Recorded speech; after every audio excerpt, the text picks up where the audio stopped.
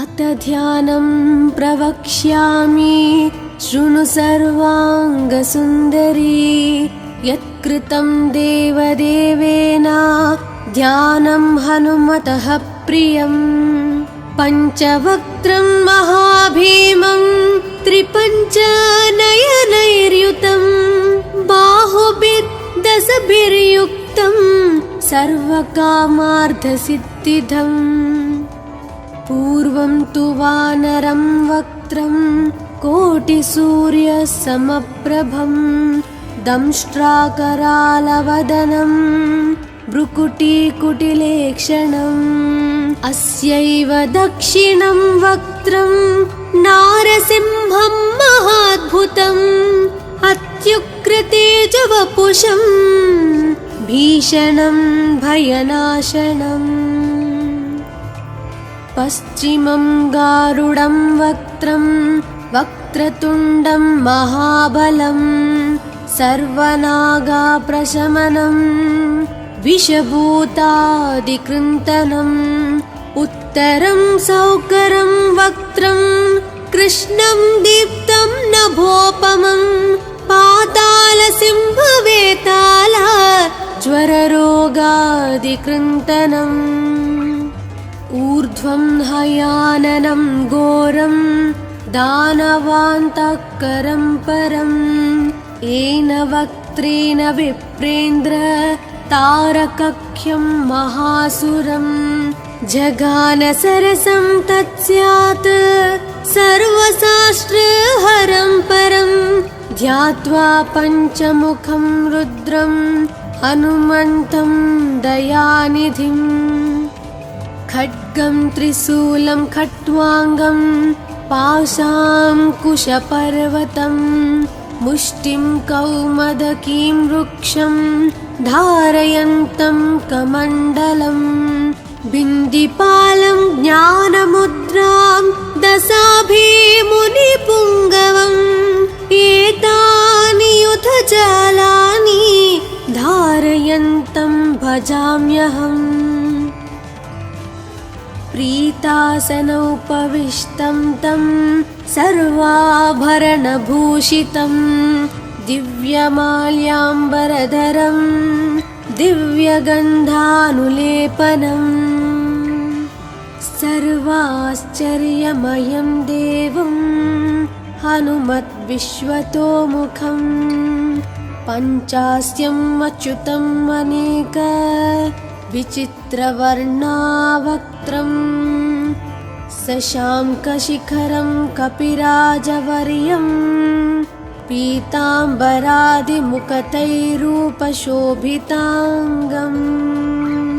पिङ्गाक्षम् आद्यम् अनिशं मनसा स्मरामि।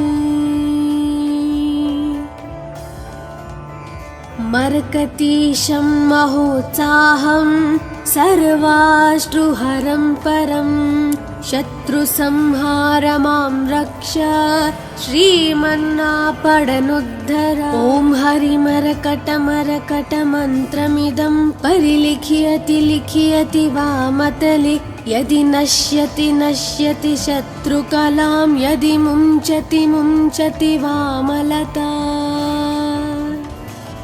इदं कवचं पठित्वात् महाकवच पठे नरः एकवारं जपे स्तोत्रं सर्वशत्रुनिवारणं।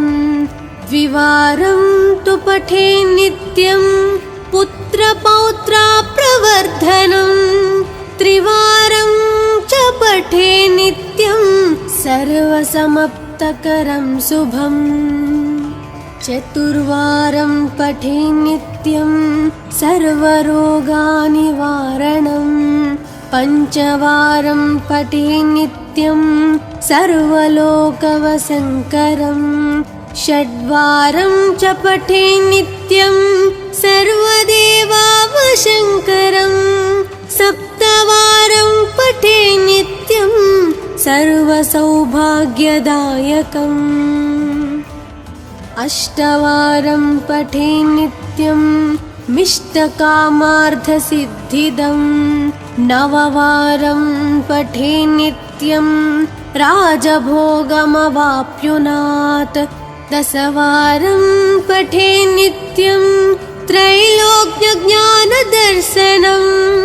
रुद्रावृत्तिं पठे नित्यं सर्वसिद्धिर्भवेर्ध्रुवम्। अथ ध्यानं प्रवक्ष्यामि शृणु सर्वाङ्गसुन्दरी। यत्कृतं देवदेवेन ध्यानं हनुमतः प्रियं। पञ्चवक्त्रं महाभीमं त्रिपञ्चनयनैर्युतं। बाहुभिर्दशभिर्युक्तं सर्वकामार्थसिद्धिदम्। पूर्वं तु वानरं वक्त्रं कोटिसूर्यसमप्रभं।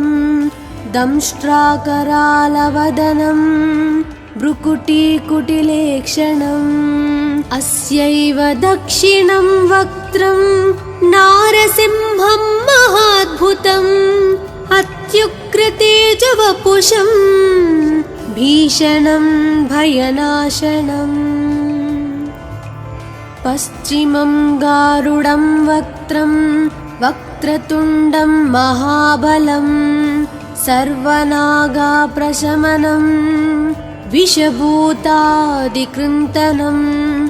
उत्तरं सौकरं वक्त्रं कृष्णं दीप्तं नभोपमं। पातालसिंहवेताल ज्वररोगादिकृन्तनम्। ऊर्ध्वं हयाननं घोरं दानवान्तकरं परम्। येन वक्त्रेण विप्रेन्द्र तारकख्यं महासुरं। जगानसरसं तत्स्यात् सर्वशास्त्रहरं परं। ध्यात्वा पञ्चमुखं रुद्रं हनुमन्तं दयानिधिम्। खड्गं त्रिशूलं खट्वाङ्गं पाशाङ्कुशपर्वतं। मुष्टिं कौमदकीं वृक्षं धारयन्तं कमण्डलम्। बिन्दिपालं ज्ञानमुद्रां दशाभिमुनिपुङ्गवम्। एतानि युधजालानि धारयन्तं भजाम्यहम्। प्रीतासनोपविष्टं तं सर्वाभरणभूषितं। दिव्यमाल्याम्बरधरं दिव्यगन्धानुलेपनम्। सर्वाश्चर्यमयं देवं हनुमद्विश्वतोमुखं। पञ्चास्यम् अच्युतम् अनेक विचित्रवर्णावक्त्रम्। शशाङ्कशिखरं कपिराजवर्यं। पीताम्बरादिमुकुटैरूपशोभिताङ्गम्। पिङ्गाक्षम् आद्यम् अनिशं मनसा स्मरामि।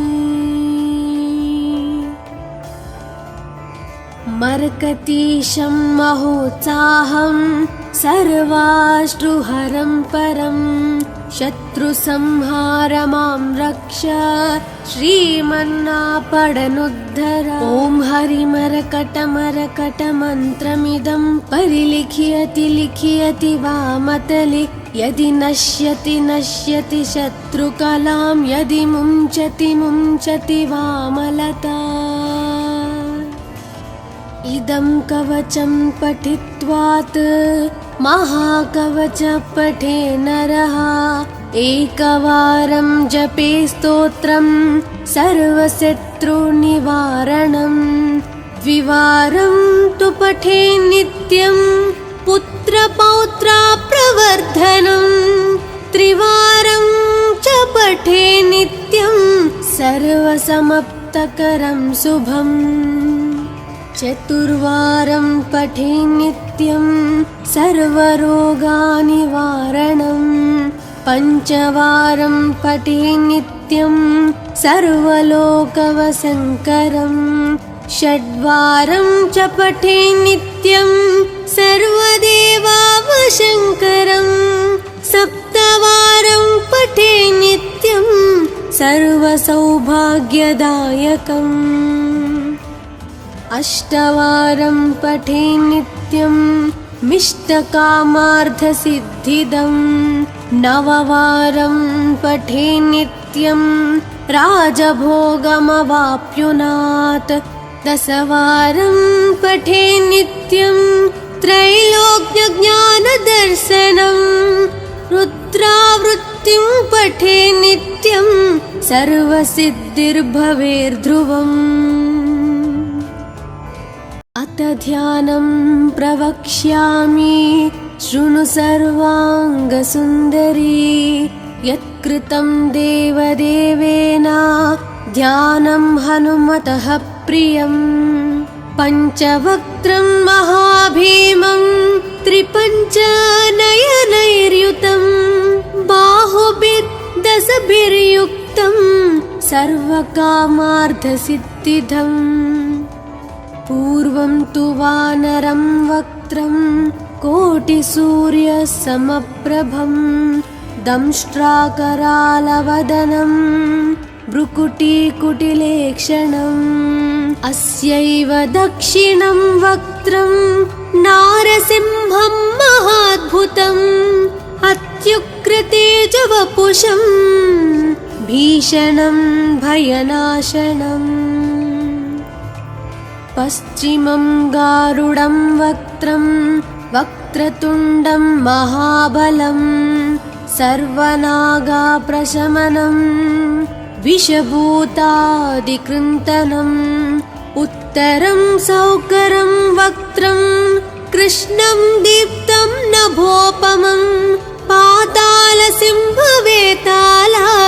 ज्वररोगादिकृन्तनम् ऊर्ध्वं हयाननं घोरं दानवान्तकरं परं येन वक्त्रेण विप्रेन्द्र तारकख्यं महासुरं जगानसरसं तत्स्यात् सर्वशास्त्रहरं परं ध्यात्वा पञ्चमुखं रुद्रं हनुमन्तं दयानिधिम् खड्गं त्रिशूलं खट्वाङ्गं पाशाङ्कुशपर्वतं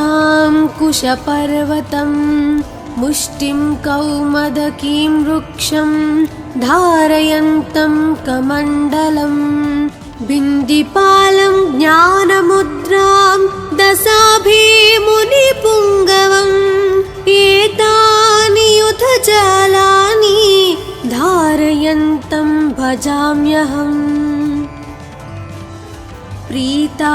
प्रीतासनोपविष्टं तं सर्वाभरणभूषितं दिव्यमाल्याम्बरधरं दिव्यगन्धानुलेपनं सर्वाश्चर्यमयं देवं हनुमद्विश्वतोमुखं पञ्चास्यम् अच्युतम् अनेक विचित्रवर्णावक्त्रं शशाङ्कशिखरं कपिराजवर्यं पीताम्बरादिमुकुटैरूपशोभिताङ्गम् पिङ्गाक्षम् आद्यम् अनिशं मनसा स्मरामि मर्कतीशं महोत्साहं सर्वाश्रुहरं परं शत्रुसंहार मां रक्ष श्रीमन्नापडनुद्धर ॐ हरिमरकटमरकटमन्त्रमिदं परिलिख्यति लिख्यति वामतले यदि नश्यति नश्यति शत्रुकलां यदि मुञ्चति मुञ्चति वामलता इदं कवचं पठित्वात् महाकवच पठे नरः एकवारं जपे स्तोत्रं सर्वशत्रुनिवारणं द्विवारं तु पठे नित्यं पुत्रपौत्राप्रवर्धनं त्रिवारं च पठे नित्यं सर्वसमप्तकरं शुभम् चतुर्वारं पठे नित्यं सर्वरोगनिवारणं पञ्चवारं पठे नित्यं सर्वलोकवशङ्करं षड्वारं च पठे नित्यं सर्वदेवावशङ्करं सप्तवारं पठे नित्यं सर्वसौभाग्यदायकम् अष्टवारं पठे नित्यं मिष्टकामार्थसिद्धिदं नववारं पठे नित्यं राजभोगमवाप्नुयात् दशवारं पठे नित्यं त्रैलोक्यज्ञानदर्शनं रुद्रावृत्तिं पठे नित्यं सर्वसिद्धिर्भवेर्ध्रुवम् अथ ध्यानं प्रवक्ष्यामि शृणु सर्वाङ्गसुन्दरी यत्कृतं देवदेवेन ध्यानं हनुमतः प्रियं पञ्चवक्त्रं महाभीमं त्रिपञ्चनयनैर्युतं बाहुभिर्दशभिर्युक्तं सर्वकामार्थसिद्धिदम् पूर्वं तु वानरं वक्त्रं कोटिसूर्यसमप्रभं दंष्ट्राकरालवदनं भ्रुकुटीकुटिलेक्षणम् अस्यैव दक्षिणं वक्त्रं नारसिंहं महाद्भुतम् अत्युग्रतेजवपुषं भीषणं भयनाशनम् पश्चिमं गारुडं वक्त्रं वक्रतुण्डं महाबलं सर्वनागाप्रशमनं विषभूतादिकृन्तनम् उत्तरं सौकरं वक्त्रं कृष्णं दीप्तं नभोपमं पातालसिंहवेताल ज्वररोगादिकृन्तनम् ऊर्ध्वं हयाननं घोरं दानवान्तकरं परं येन वक्त्रेण विप्रेन्द्र तारकख्यं महासुरं जगानसरसं तत्स्यात् सर्वशास्त्रहरं परं ध्यात्वा पञ्चमुखं रुद्रं हनुमन्तं दयानिधिम् खड्गं त्रिशूलं खट्वाङ्गं पाशाङ्कुशपर्वतं मुष्टिं कौमदकीं वृक्षं धारयन्तं कमण्डलं बिन्दिपालं ज्ञानमुद्रां दशाभिमुनिपुङ्गवम् एतानि युधजालानि धारयन्तं भजाम्यहम् प्रीतासनोपविष्टं तं सर्वाभरणभूषितं दिव्यमाल्याम्बरधरं दिव्यगन्धानुलेपनं सर्वाश्चर्यमयं देवं हनुमद्विश्वतोमुखं पञ्चास्यम् अच्युतम् अनेक विचित्रवर्णावक्त्रं शशाङ्कशिखरं कपिराजवर्यं पीताम्बरादिमुकुटैरूपशोभिताङ्गम् पिङ्गाक्षम् आद्यम् अनिशं मनसा स्मरामि मर्कतीशं महोत्साहं सर्वाश्रुहरं परं शत्रुसंहार मां रक्ष श्रीमन्नापडनुद्धर। ॐ हरिमरकटमरकटमन्त्रमिदं परिलिख्यति लिख्यति वामतले। यदि नश्यति नश्यति शत्रुकलां यदि मुञ्चति मुञ्चति वामलता। इदं कवचं पठित्वात् महाकवच पठे नरः। एकवारं जपे स्तोत्रं सर्वशत्रुनिवारणं। द्विवारं तु पठे नित्यं पुत्रपौत्राप्रवर्धनं।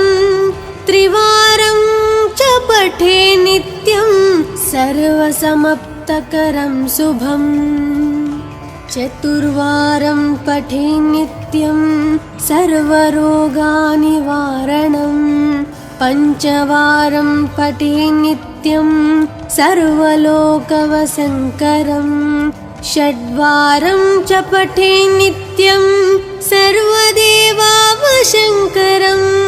सप्तवारं पठे नित्यं सर्वसौभाग्यदायकम्।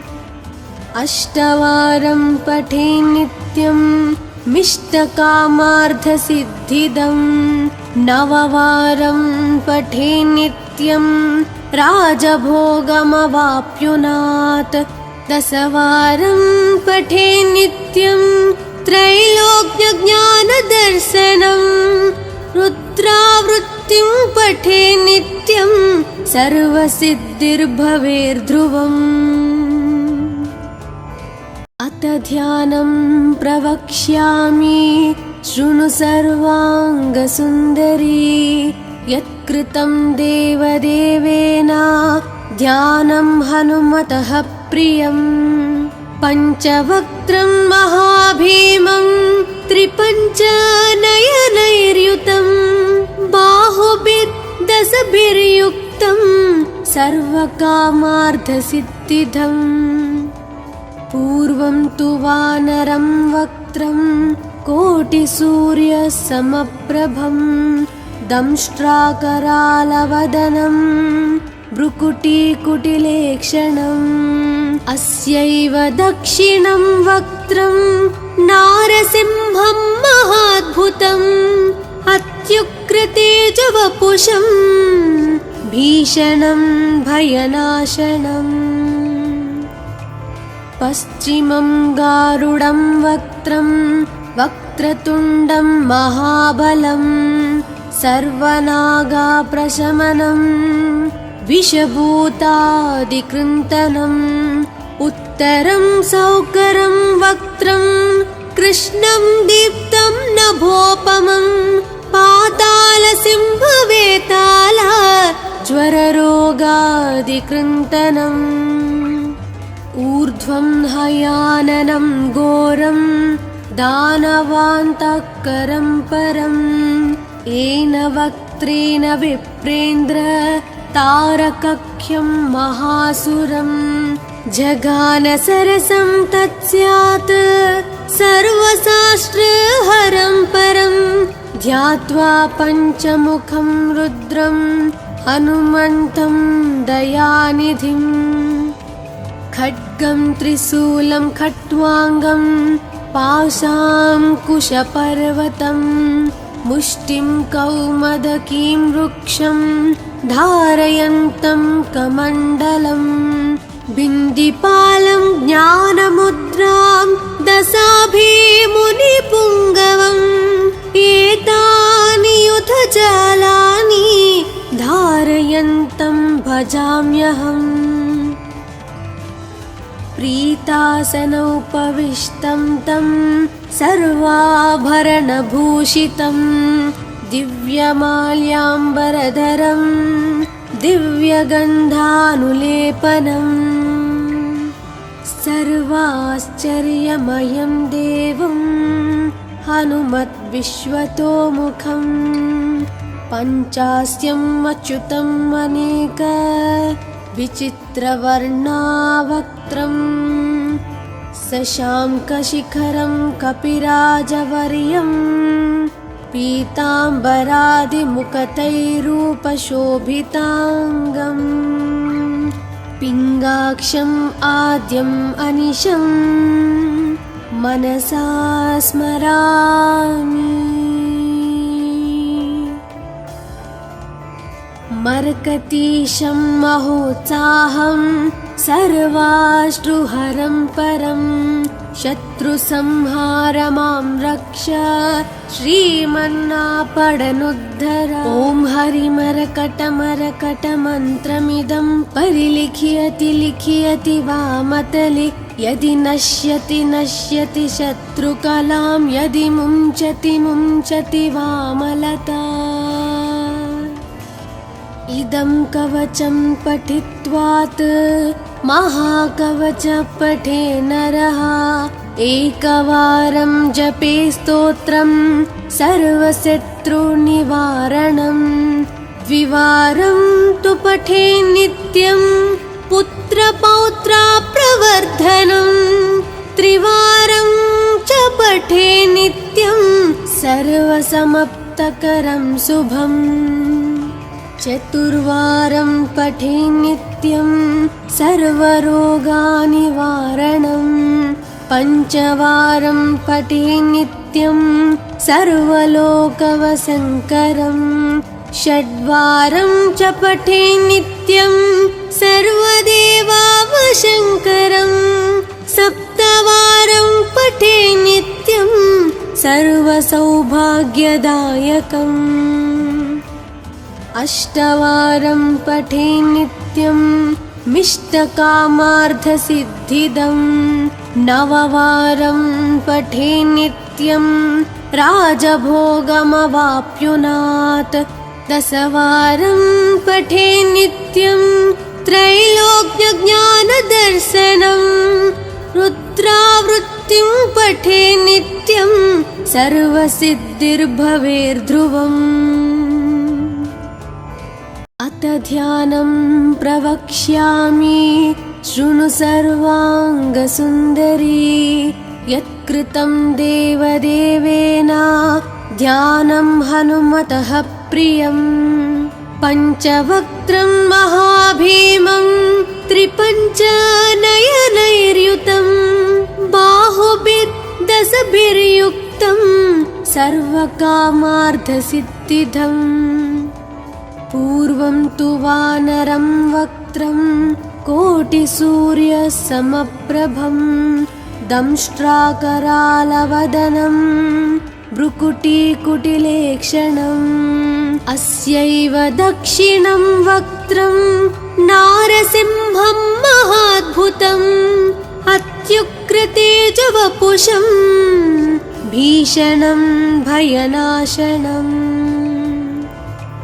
पश्चिमं गारुडं वक्त्रं वक्रतुण्डं महाबलं सर्वनागाप्रशमनं विषभूतादिकृन्तनम् उत्तरं सौकरं वक्त्रं कृष्णं दीप्तं नभोपमं पातालसिंहवेताल ज्वररोगादिकृन्तनम् ऊर्ध्वं हयाननं घोरं दानवान्तकरं परं येन वक्त्रेण विप्रेन्द्र तारकख्यं महासुरं जगानसरसं तत्स्यात् सर्वशास्त्रहरं परं ध्यात्वा पञ्चमुखं रुद्रं हनुमन्तं दयानिधिम् खड्गं त्रिशूलं खट्वाङ्गं पाशाङ्कुशपर्वतं मुष्टिं कौमदकीं वृक्षं धारयन्तं कमण्डलं बिन्दिपालं ज्ञानमुद्रां दशाभिमुनिपुङ्गवम् एतानि युधजालानि धारयन्तं भजाम्यहम् प्रीतासनोपविष्टं तं सर्वाभरणभूषितं दिव्यमाल्याम्बरधरं दिव्यगन्धानुलेपनम् सर्वाश्चर्यमयं देवं हनुमद्विश्वतोमुखम् पञ्चास्यम् अच्युतम् अनेक विचित्रवर्णावक्त्रम् शशाङ्कशिखरं कपिराजवर्यम् पीताम्बरादिमुखतैरूपशोभिताङ्गम् पिङ्गाक्षम् आद्यम् अनिशम् मनसा स्मरामि। मर्कतीशं महोत्साहं सर्वाश्रुहरं परं शत्रुसंहार मां रक्ष श्रीमन्नापडनुद्धर। ॐ हरिमरकटमरकटमन्त्रमिदं परिलिख्यति लिख्यति वामतले यदि नश्यति नश्यति शत्रुकलां यदि मुञ्चति मुञ्चति वामलता। इदं कवचं पठित्वात् महाकवच पठे नरः एकवारं जपे स्तोत्रं सर्वशत्रुनिवारणं द्विवारं तु पठे नित्यं पुत्रपौत्राप्रवर्धनं त्रिवारं च पठे नित्यं सर्वसमाप्तकरं शुभम् चतुर्वारं पठे नित्यं सर्वरोगनिवारणं पञ्चवारं पठे नित्यं सर्वलोकवशङ्करं षड्वारं च पठे नित्यं सर्वदेवावशङ्करं सप्तवारं पठे नित्यं सर्वसौभाग्यदायकम् अष्टवारं पठे नित्यं मिष्टकामार्थसिद्धिदं नववारं पठे नित्यं राजभोगमवाप्नुयात् दशवारं पठे नित्यं त्रैलोक्यज्ञानदर्शनं रुद्रावृत्तिं पठे नित्यं सर्वसिद्धिर्भवेर्ध्रुवम्। अथ ध्यानं प्रवक्ष्यामि शृणु सर्वाङ्गसुन्दरी यत्कृतं देवदेवेन ध्यानं हनुमतः प्रियं पञ्चवक्त्रं महाभीमं त्रिपञ्चनयनैर्युतं बाहुभिर्दशभिर्युक्तं सर्वकामार्थसिद्धिदम् पूर्वं तु वानरं वक्त्रं कोटिसूर्यसमप्रभं दंष्ट्राकरालवदनं भ्रुकुटीकुटिलेक्षणम् अस्यैव दक्षिणं वक्त्रं नारसिंहं महाद्भुतम् अत्युग्रतेजवपुषं भीषणं भयनाशनम् पश्चिमं गारुडं वक्त्रं वक्रतुण्डं महाबलं सर्वनागाप्रशमनं विषभूतादिकृन्तनम् उत्तरं सौकरं वक्त्रं कृष्णं दीप्तं नभोपमं पातालसिंहवेताल ज्वररोगादिकृन्तनम् ऊर्ध्वं हयाननं घोरं दानवान्तकरं परं येन वक्त्रेण विप्रेन्द्र तारकख्यं महासुरं जगानसरसं तत्स्यात् सर्वशास्त्रहरं परं ध्यात्वा पञ्चमुखं रुद्रं हनुमन्तं दयानिधिम् खड्गं त्रिशूलं खट्वाङ्गं पाशाङ्कुशपर्वतं मुष्टिं कौमदकीं वृक्षं धारयन्तं कमण्डलं बिन्दिपालं ज्ञानमुद्रां दशाभिमुनिपुङ्गवम् एतानि युधजालानि धारयन्तं भजाम्यहम् प्रीतासनोपविष्टं तं सर्वाभरणभूषितं दिव्यमाल्याम्बरधरं दिव्यगन्धानुलेपनम् सर्वाश्चर्यमयं देवं हनुमद्विश्वतोमुखं पञ्चास्यम् अच्युतम् अनेक विचित्रवर्णावक्त्रं शशाङ्कशिखरं कपिराजवर्यं पीताम्बरादिमुकुटैरूपशोभिताङ्गम् पिङ्गाक्षम् आद्यम् अनिशं मनसा स्मरामि मर्कतीशं महोत्साहं सर्वाश्रुहरं परं शत्रुसंहारमां रक्ष श्रीमन्नापडनुद्धर ॐ हरिमरकटमरकटमन्त्रमिदं परिलिख्यति लिख्यति वामतले यदि नश्यति नश्यति शत्रुकलां यदि मुञ्चति मुञ्चति वामलता इदं कवचं पठित्वात् महाकवच पठे नरः एकवारं जपे स्तोत्रं सर्वशत्रुनिवारणं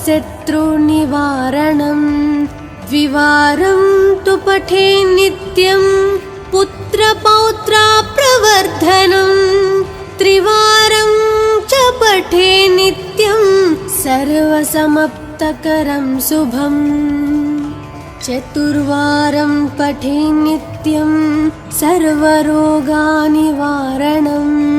पञ्चवारं पठे नित्यं सर्वलोकवशङ्करं षड्वारं च पठे नित्यं सर्वदेवावशङ्करं सप्तवारं पठे नित्यं सर्वसौभाग्यदायकम् अष्टवारं पठे नित्यं मिष्टकामार्थसिद्धिदं नववारं पठे नित्यं राजभोगमवाप्नुयात् दशवारं पठे नित्यं त्रैलोक्यज्ञानदर्शनं रुद्रावृत्तिं पठे नित्यं सर्वसिद्धिर्भवेर्ध्रुवम् अथ ध्यानं प्रवक्ष्यामि शृणु सर्वाङ्गसुन्दरी यत्कृतं देवदेवेन ध्यानं हनुमतः प्रियं पञ्चवक्त्रं महाभीमं त्रिपञ्चनयनैर्युतं बाहुभिर्दशभिर्युक्तं सर्वकामार्थसिद्धिदम् पूर्वं तु वानरं वक्त्रं कोटिसूर्यसमप्रभं दंष्ट्राकरालवदनं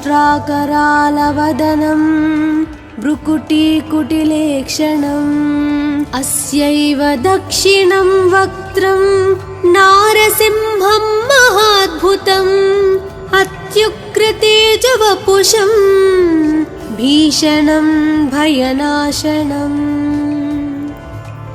पश्चिमं गारुडं वक्त्रं वक्रतुण्डं महाबलं सर्वनागाप्रशमनं विषभूतादिकृन्तनम् उत्तरं सौकरं वक्त्रं कृष्णं दीप्तं नभोपमं पातालसिंहवेताल ज्वररोगादिकृन्तनम् ऊर्ध्वं हयाननं घोरं दानवान्तकरं परं येन वक्त्रेण विप्रेन्द्र तारकख्यं महासुरं जगानसरसं तत्स्यात् सर्वशास्त्रहरं परं ध्यात्वा पञ्चमुखं रुद्रं हनुमन्तं दयानिधिम् खड्गं त्रिशूलं खट्वाङ्गं पाशाङ्कुशपर्वतं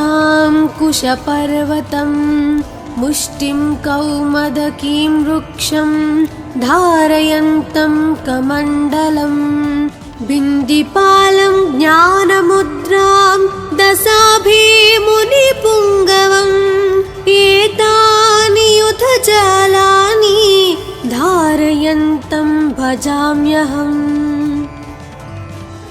प्रीतासनोपविष्टं तं सर्वाभरणभूषितं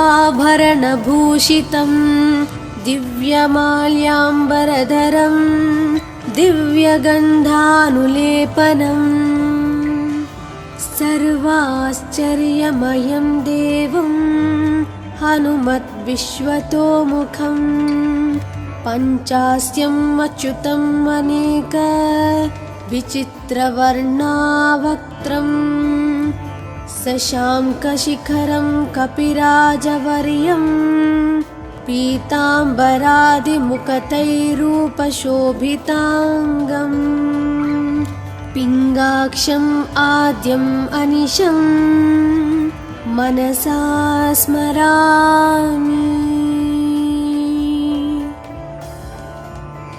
मर्कतीशं महोत्साहं सर्वाश्रुहरं परं शत्रुसंहारमां रक्ष श्रीमन्नापडनुद्धर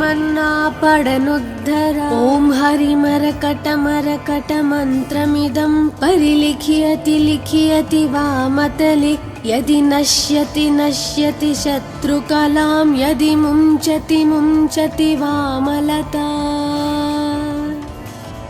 इदं कवचं पठित्वात् महाकवच पठे नरः एकवारं जपे स्तोत्रं सर्वशत्रुनिवारणं द्विवारं तु पठे नित्यं पुत्रपौत्राप्रवर्धनं त्रिवारं च पठे नित्यं सर्वसमाप्तकरं शुभम् चतुर्वारं पठे नित्यं सर्वरोगनिवारणं पञ्चवारं पठे नित्यं सर्वलोकवशङ्करं